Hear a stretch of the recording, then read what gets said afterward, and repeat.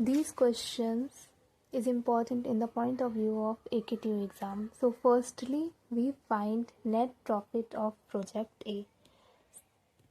So net profit हम project में कैसे फाइंड करेंगे? प्रोजेक्ट ए में जो भी हमारी इनकम गिवन है 1 year, first year, second year, third year, fourth year में हम इसे सिंपली ऐड कर देंगे और माइनस कर देंगे किससे? इन्वेस्टमेंट से। जो भी हमने इन्वेस्ट किया है 8000 इन्वेस्ट किया है प्रोजेक्ट ए में, इसे माइनस कर देंगे तो हमारा आ जाएगा नेट प्रॉफिट 3500। अब पे बैक पीरियड कैसे फाइंड करेंगे? पे बैक पीरियड मीन्स जो भी हमने इनिशियल इन्वेस्टमेंट की है वो हमें कब, कितने साल में हमें रिटर्न हो रही है, पे बैक हो रही है। तो हमने प्रोजेक्ट ए में इन्वेस्ट किया था 8000 और हमें ये 2 ईयर में पे बैक हो रहा है।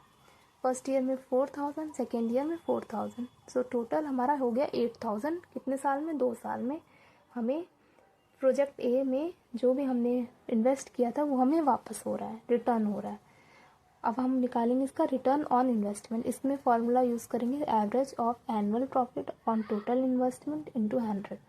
एवरेज फाइंड करने के लिए हम जो भी हमारा नेट प्रॉफिट आया है 3500 उसको डिवाइड कर देंगे जो भी हमने, जितने भी हम ईयर का हमने निकाला होता है। तो ऐसे ही हम एवरेज फाइंड करते हैं। सो हमने 5 से डिवाइड कर दिया सिंपली से। फिर हमने इससे किससे डिवाइड करना है? फॉर्मूला है हमारा टोटल इन्वेस्टमेंट से डिवाइड करना है। टोटल इन्वेस्टमेंट गिवन है 8000 से डिवाइड किया, फिर इंटू 100 किया, तो हमारा ये आंसर आ गया 8.75%। अब हम फाइंड करेंगे NPV, नेट प्रेजेंट वैल्यू। इसमें फॉर्मूला होता है discounted factor into value in year T. Discounted factor में फॉर्मूला यूज़ करेंगे 1/1 प्लस आर के होल पावर टी। टी क्या है? जो हमें ये ईयर गिवन है 0, 1, 2, 3, 4, 5। आर क्या है? आर हमें क्वेश्चन में गिवन है 8%, 10%, 12%। 8% हमें प्रोजेक्ट ए के लिए गिवन है। सो हम इसका फॉर्मूले में सिंपल वैल्यू एक टेबल बना लेंगे प्रोजेक्ट ए और ईयर। अब हम यहाँ से डिस्काउंटेड फैक्टर फॉर्मूले के थ्रू फाइंड कर लेंगे। तो फर्स्ट वाले में जब हम यहाँ पे 0 रखेंगे वैल्यू टी की तो हमारा आंसर हो जाएगा 1।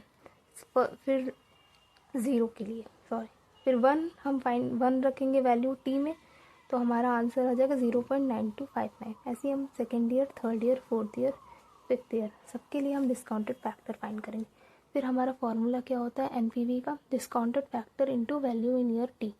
वैल्यू इन ईयर टी यही हमारा प्रोजेक्ट ए में जो वैल्यूज़ है वही हमारा क्या है? Value in year T. So हम इसे सिंपली इसे मल्टीप्लाई कर देंगे तो हमारा यहाँ पे आपका NPV आ जाएगा। फिर हम इसे कैलकुलेट करके एक final net present value find कर देंगे। तो आपका प्रोजेक्ट ए के लिए आपका नेट प्रॉफिट, पे back period, return on investment और NPV आपने सॉल्व कर लिया। ऐसे ही आप प्रोजेक्ट बी का फाइंड करोगे वहीं प्रोजेक्ट सी का। फिर आप क्या करोगे? इसे कंपेयर करते हैं, देखते हैं कि किससे, कौन से प्रोजेक्ट से हमें कितना प्रॉफिट हो रहा है, कितना जल्दी हमें पे बैक हो रहा है, वो हमारा इनिशियल इन्वेस्टमेंट हमें पे बैक हो रहा है, और रिटर्न ऑन इन्वेस्टमेंट किसमें कितना ज़्यादा है। इसी के अकॉर्डिंग हम क्या करते हैं? प्रोजेक्ट में कंपेयर करते हैं। प्रोजेक्ट ए, बी, सी का हम इसी तरह से फाइंड कर लेंगे। These questions is important in the point of view of AKTU exam. So firstly,